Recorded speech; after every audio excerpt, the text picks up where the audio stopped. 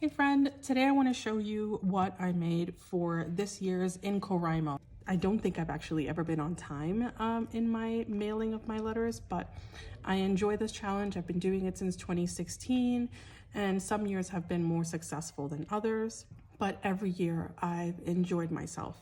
And the one thing that I'm sending are these altered index cards, and they're kind of like made into postcards. I'll lay them out so that you can see all of them. They're about 5 different styles. None of them are identical, obviously. And then they're all just going in these altered envelopes. I got these very basic envelopes from Dollar Tree. I got the index cards from Dollar Tree as well. And I created the collages using images that I printed from Pinterest, as well as like washi tape, some acrylic paint, some old book pages. A lot of stuff was just piled on. But in any case, let me show you what I did, and then we're gonna make 6 of them together because I want to talk to you a little bit about my process and how I was still able to enjoy it, even though I had to make 28 of these. I think I made 30 because I made 30. All right, so let me show you the cards first. I chose images that I thought were interesting to look at. Poses or expressions. This is the only one that I did like in landscape form. I don't know why. But yeah, I just chose images that I thought were interesting to look at, colors that maybe popped, or black and whites that I thought could pop against a colorful background. And I first started out with some old book pages, then I added paint, then I added my image, then I added washi and painter's tape. And when I was done with all of that, then I sewed around the border. And then after I was done with all of that, I did a layer of Mod Podge just to protect it a little bit and make sure that everything was going to stay down. This one's a glossy Mod Podge, but even though it's glossy, it's not super shiny. And then that was the end of that. I decided not to cut the thread because I just think that sometimes that's fun, just to kind of have like this little sloppy thread sticking out. For this project, as with many projects that I've been working on for my junk journal, I've been doing like mass production. So I worked on these about 10 or 12 at a time. I find that when I work in, when I create in mass, that it relieves some of the pressure. I don't know why that is, but maybe because I'm doing 12 at a time, my mind already knows not to overthink it because I have to do 12, so I just kind of plop things down. Whereas if I do 1 or 2 at a time, I think I spend too much time thinking about the tiniest little details. Envelopes, I also did a mass production of about 10 at a time. Same method, I suppose. I'm just starting with the book pages and then adding different bits and pieces from there. I'm not sure if these are like fantastic or not, but I definitely enjoyed making them. I do love like the vibrance of the colors and just the playfulness. As I did with the journaling cards, I also did a layer of Mod Podge on the envelopes. This is a matte Mod Podge, so I guess there is somewhat of a difference, even though the glossy one, I don't find it to be super shiny, but when you have them next to each other, you could definitely tell the difference. Before I decided on the Mod Podge, I thought I might tape it to waterproof it, and I do like that idea if I was only going to be doing 1 or 2 envelopes, but I didn't want to do this for 30 envelopes, so I just chose the Mod Podge route. The only reason I had hesitated with the Mod Podge is because I used distress ink to create that polka dot pattern with a stencil, and I was worried that the Mod Podge was going to activate and smear that color, but it turns out that it didn't. There were some areas where it looked like it might move, but I think I was going over the same area too many times, but 1 or 2 times I was fine. So I decided against the tape, but I do like that it feels more secure, like nothing's going to happen to it. So yeah, somebody's going to get this one. So this is how I started. I started by just grabbing the envelopes and taking some old book pages and just plopping them on top, and then stacking them. So here's a little piece for this one, put it on the stack. Here's 2 pieces for this one, put it on the stack. And so I did this for all 30 of my envelopes just to kind of give myself a starting point. And then once I've got that, now I just go and put them side by side. And then I grab my scraps and then I just start like tearing and plopping.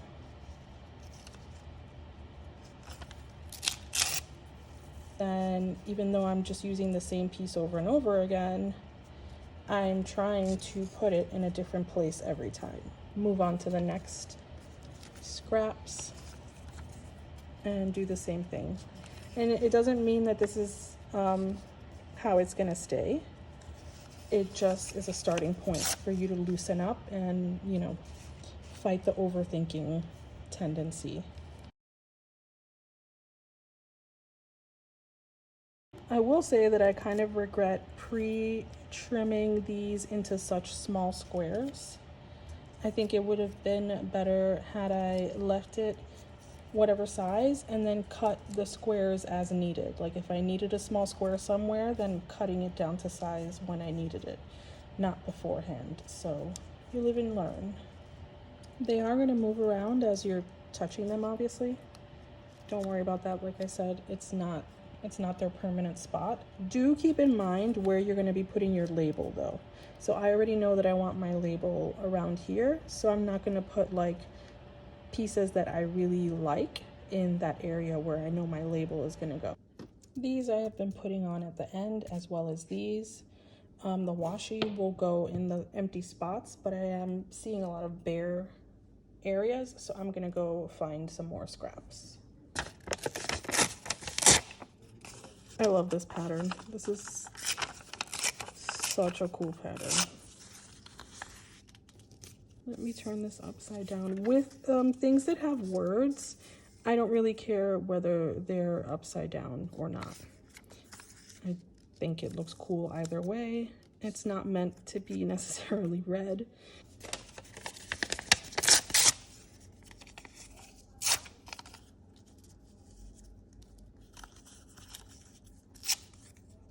Okay, so we've got our starting point. So now I'm going to work one at a time. And I'm just gonna stack them on top of each other as they are and move them to the side. Now I'm just focused on this one. So I'm gonna use this so that I don't get glue all over my desk. As I said, the way that you set it up doesn't necessarily mean that that's how it has to stay. It's really just meant for you to be able to loosen up and get the bits that you might use on that envelope on there. And then when you're gluing, if you decide that you want to move things around a bit, that's totally up to you. But because you chose certain pieces, then one way or another they're going to fit, so it doesn't really matter how they end up. I'm using an Uhu glue stick. I like this one. People, I think, get great results using most glue sticks. I think I have a personal dislike of the Elmer's glue sticks. I don't think that they work at all, but I've seen plenty of people use them and apparently they work for them. So what can I tell you? Use whatever glue stick you find that gets you results. My friend Amber uses, I think exclusively Staples glue sticks, and as soon as she said that, I had never tried it before. The next day I immediately went to my Staples, which happens to be downstairs, to get myself one of those glue sticks because I had to know. The jury's still out. I haven't done a comparison. Maybe one of these days I need to do that. Would that be a fun video? Do you care about stuff like that? Like comparing glue sticks, because it's important, because it's really frustrating when you're making something and then you're halfway done and it's already starting to peel up. I can't stand that. It just drives me bananas. The same is kind of like with washi. Although I've made my peace with washi, I just changed my expectation. I just don't have a huge expectation of washi anymore. So yeah, I like the Uhu. I have used the Staples one. I just haven't used it on anything that I'm like overly concerned about falling apart, because I've been sewing a lot of things. So I've used it to hold things in place so that it doesn't lift up when I'm sewing. But then the sewing acts as a reinforcement, so I really couldn't tell you if it did a good job or not. Do I want to do it this way? Yes. I would love to hear your thoughts on glue. So if you have strong opinions about a specific glue stick. As far as wet glues, I'm a big fan of Aleene's, and I've used it for years. I am a big fan because it's really great. It's really strong and it dries super fast. It dries clear and super fast. Also, for years, I was able to find it at Dollar Tree, so I was really happy about that. So now at this point, I have some spots, and I think I'm just going to use my tiny little things, but this is also how I've been using the washi, just for like those little areas that are missing a little piece of something. So just use your tiny bits to cover the blank spots.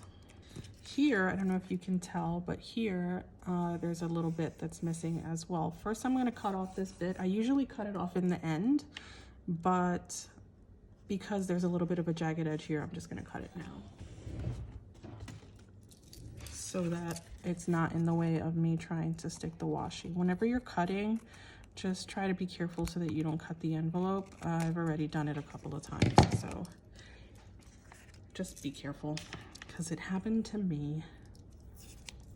Surprisingly, this Dollar Tree washi tape has been pretty damn good.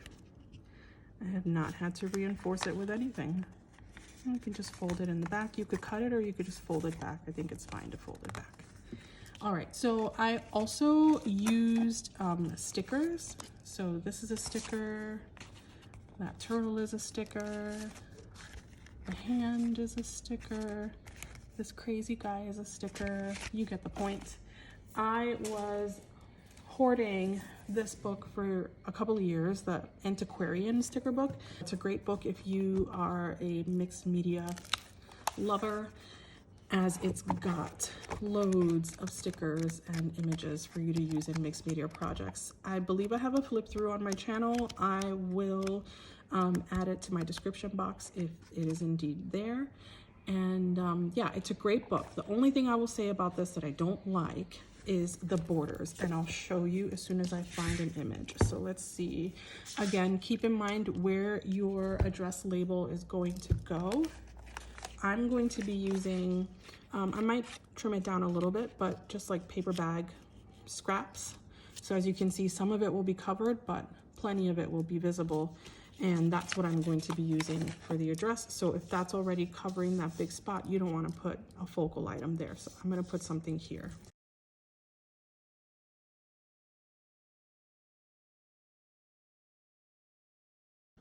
I'm going to try and use this owl. I feel like it's a little bit big, but if I have to cut them off at the bottom, then I'll do it. What I don't like is the border. So as you can see, there's like, in this case, like a grayish white border around the owl itself. I don't know why, like, people who design these stickers do that. I don't know a single person that goes, oh, thank God they made a border. No one wants that border. No one, literally no one wants that border. So if you're doing a project that's like, you know, any other color other than that color, then this is not going to blend in. It's just like, so you put a sticker, and that I find to be really annoying. So it's unfortunate because all of the stickers are so interesting. Now, I guess I could like go around and fussy cut this, and I did try it with one, and it was so annoying to do because it's sticky. So it's kind of just a mess. So not a fan of the fact that they chose to do that. I am a fan of the stickers, but that, in my opinion, is a design flaw. So With mixed media, it works. And in collage, it works just fine, I guess. I mean, it depends what kind of collage you're doing. I know that there are plenty of collages where I would not want to see that outline. This one being one of them. I just don't like it. I don't like it. All right. Okay, so we've got that. Now I'm just gonna grab some random alphas because that's the trend that I'm on, apparently. And now that you've got the idea of how I did it, to spare you some time, I'm just going to speed through the rest of them.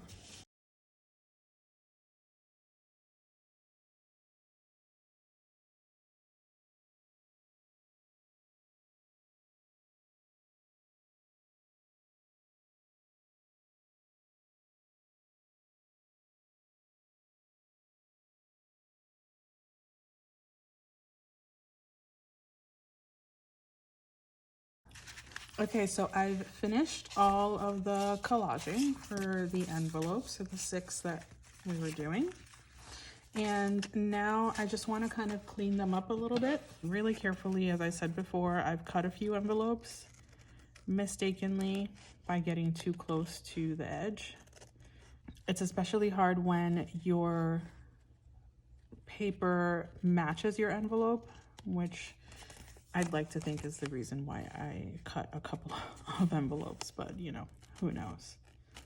Okay, so once all of the edges are clear, then my next step is to use my stencil and my distress ink.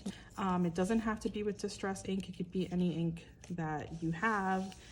Quite frankly, it could just be black stamping ink that you can use with a stencil, or you could just stamp across, stamp a pattern across your collage.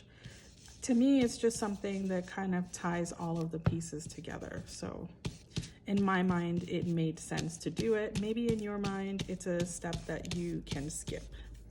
Okay, so now that our envelopes have their stenciling done, I'm just going to Mod Podge just to give it that seal so that these little bits and pieces of paper stand a chance against the postal system.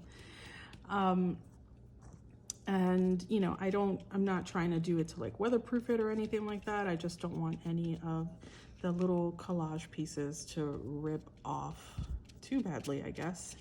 We'll see how well it makes it there.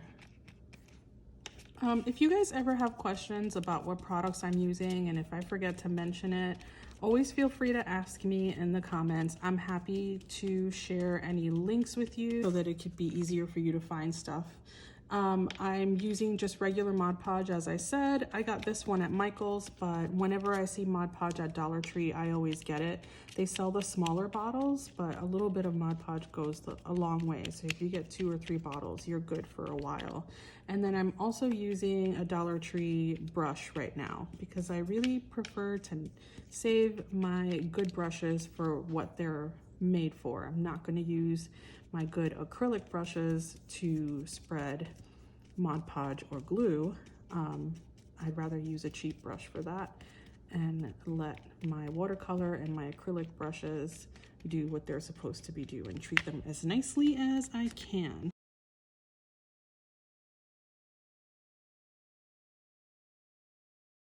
So once my envelopes are finished, I just like to go through and make sure that they are facing the right way up so that I can start attaching the labels. I'm going to be using these paper bag scraps as my label. This is what they will look like once I've got my address label on it and my stamp. My address label is literally going to be about this big. I'm not going to put it there because I don't want to publicize my address here, as it's not a P.O. box. One of these days, maybe I'll get one of those. So this is basically what it's going to look like once it's already been addressed to mail. I've already done this stack here, so these are the ones that are left, and let's just start putting some stuff inside and then we're done.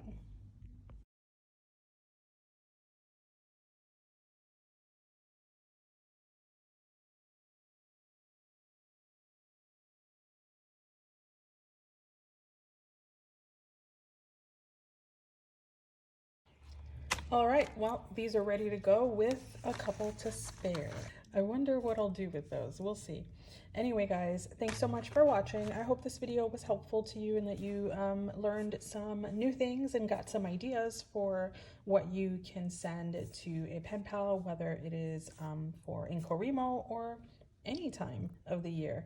I will see you next time. Thanks for watching. Bye.